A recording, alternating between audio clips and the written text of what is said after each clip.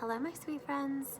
I will be reading the Packs Are Back passage from your Wild About Reading Comprehension and Race Response remote assignment. As per usual, I do a read aloud for those of you who just find it beneficial to just have an audio component to go along with the reading that you are completing on your own. So, this is for you. I hope it's helpful. The Packs Are Back. For centuries, gray wolves prowled the forests of the American West.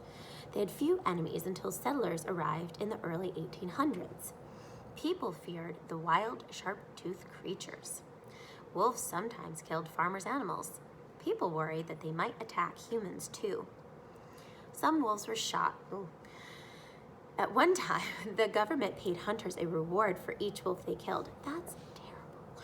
By the early 1930s, no wolves were left in Yellowstone National Park. The disappearance of wolves left a big hole in Yellowstone's ecosystem. Coyotes, normally hunted by wolves, became too numerous. Foxes and badgers, which eat the same rodents that coyotes do, were going hungry. The ecosystem was badly out of balance. To restore Yellowstone's natural balance, the U.S. Fish and Wildlife Service decided to bring back wolves. In 1995, 31 gray wolves from Canada were brought to the park. Since then, something incredible has happened. Yellowstone has come howling back to life. Grizzly bears are no longer forced to strip the trees of nuts and leaves for food because now they can eat the wolves' leftovers. There are fewer coyotes because wolves have killed some of them, and that means there is more of the coyotes' favorite food, little rodents, for foxes, badgers, and eagles to eat. Even trees and plants are healthier now that bears and elk don't snack on them as much. The amazing positive changes in Yellowstone show clearly that the return of the wolves is a positive step.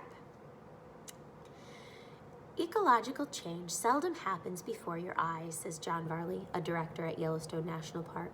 I never imagined we would see it. However, some people have ignored the improvement of the balance of nature in the park. Ranchers near the park still want to get rid of their old enemy. Since 1995, roaming wolves have killed more than 84 sheep and 7 cattle. An environmental group has paid the ranchers to replace the animals, but complains rancher Vern Keller. I read that weird. There's the stress of not knowing if wolves are in the area or when they'll strike. Keller and others went to court. They argued that the way in which Yellowstone's new wolves were brought into the park was illegal. In December 1997, a judge agreed and ordered the wolves to be removed. Environmental groups are fighting the decision. It was an order to take 10 steps backward, says Thomas France of the National Wildlife Federation. The original 31 animals have multiplied in between 150 and 200. They cannot be shipped back to Canada because their old territory has been taken over by other wolves. Zoos aren't likely to take them, says Yellowstone scientist Douglas Smith. The options could come down to one thing: killing them. That's sad. The judge's decision is still being appealed. In fact, the case may go all the way to the Supreme Court. I will fight with everything I have to keep the wolves in Yellowstone, said Interior Secretary Bruce Babbitt, who was in charge of the national parks.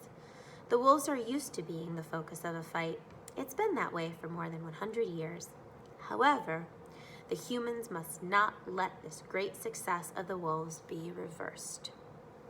So, that's the reading for the Packs Are Back. Remember, you have multiple choice reading comprehension questions, so use the text. Go back into the text to help you, okay?